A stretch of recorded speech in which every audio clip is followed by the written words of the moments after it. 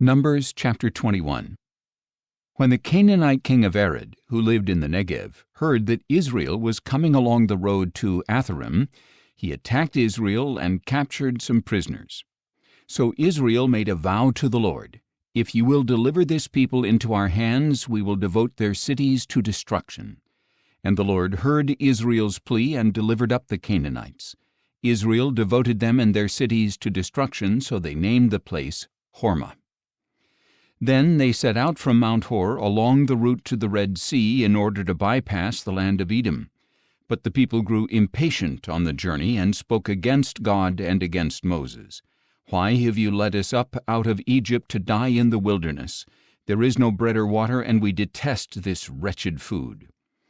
So the Lord sent venomous snakes among the people, and many of the Israelites were bitten and died. Then the people came to Moses and said, "We have sinned by speaking against the Lord and against you. Intercede with the Lord so he will take the snakes away from us." So Moses interceded for the people. Then the Lord said to Moses, "Make a fiery serpent and mount it on a pole. When anyone who is bitten looks at it, he will live." So Moses made a bronze snake and mounted it on a pole. If anyone who was bitten looked at the bronze snake, he would live. Then the Israelites set out and camped at Oboth. They journeyed from Oboth and camped at Abarim in the wilderness opposite Moab to the east. From there they set out and camped in the valley of Zered. From there they moved on and camped on the other side of the Arnon in the wilderness that extends into the Amorite territory. Now the Arnon is the border between the Moabites and the Amorites. Therefore it is stated in the book of the wars of the Lord, "Waheb in Suphah and the wadis of the Arnon, even the slopes of the wadis that extend to the site of Ar and lie along the border of Moab." From there they went on to Beer, the well where the Lord said to Moses, "Gather the people so that I may give them water." Then Israel sang this song, "Spring up, O well, all of you sing to it.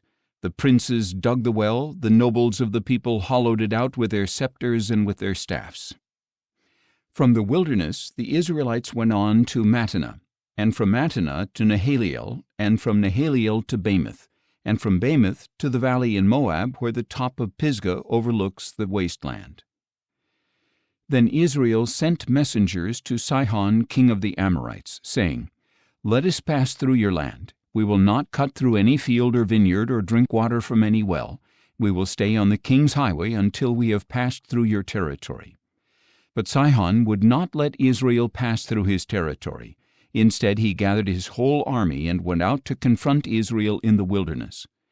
When he came to Jahaz, he fought against Israel.